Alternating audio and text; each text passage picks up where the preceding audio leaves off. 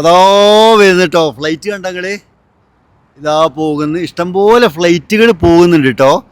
ഞാൻ ദുബായിൽ നിന്നാണ് പറയുന്നത്. ദുബായിൽ ഫ്ലൈറ്റുകളൊക്കെ നിർത്തി എന്നുള്ള വാർത്തയൊക്കെ നമുക്ക് കാണാൻ പറ്റിയിട്ടുണ്ടാവും. നമ്മളെ നാട്ടിൽ കുറേ മാമാപ്പണി എടുക്കുന്ന മാധ്യമങ്ങളുണ്ട്, ഓരോടാട്ടോ പറയുന്നത്.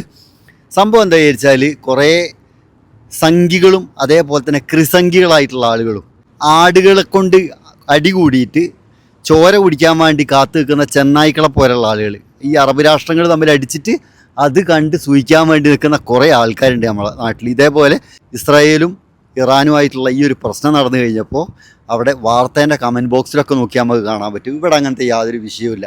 ഇത് ചെറിയ നിസ്സാരമായിട്ടുള്ളൊരു പ്രശ്നമാണ്. ഈ പ്രശ്നമൊക്കെ എന്താവും, പെട്ടെന്ന് ക്ലിയർ ആവുകയും ചെയ്യും. കാരണം ഈ രാജ്യങ്ങളൊക്കെ GCC രാജ്യങ്ങളൊക്കെ അങ്ങോട്ടും ഇങ്ങോട്ടൊക്കെ നല്ല ബന്ധമുള്ള രാജ്യങ്ങളാണ്. അപ്പോൾ വെറുതെ എന്തെങ്കിലുമൊക്കെ പറഞ്ഞ് പടർത്തി വിടരുത്. എന്താ പറയുക, ഫേക്ക് ന്യൂസുകളൊക്കെ ഉണ്ടാക്കിയിട്ട് വിടരുത്. ഒരു പ്രശ്നവുമില്ല. ഒരുപാട് ആൾക്കാർ ഇവിടെ ഉണ്ടല്ലോ, പണിയെടുക്കാൻ വേണ്ടി വന്ന ആൾക്കാർ. അപ്പോൾ നമ്മളൊക്കെ അന്നാണ് ഈ രാജ്യം.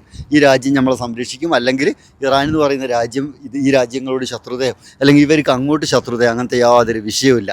അപ്പോൾ എന്താ വെറുതെ ആരും ടെൻഷൻ അടിക്കേണ്ട. നാട്ടിലുള്ള ആൾക്കാരോടാണ്, ഇവിടെയുള്ള ആൾക്കാരൊക്കെ സേഫാണ്.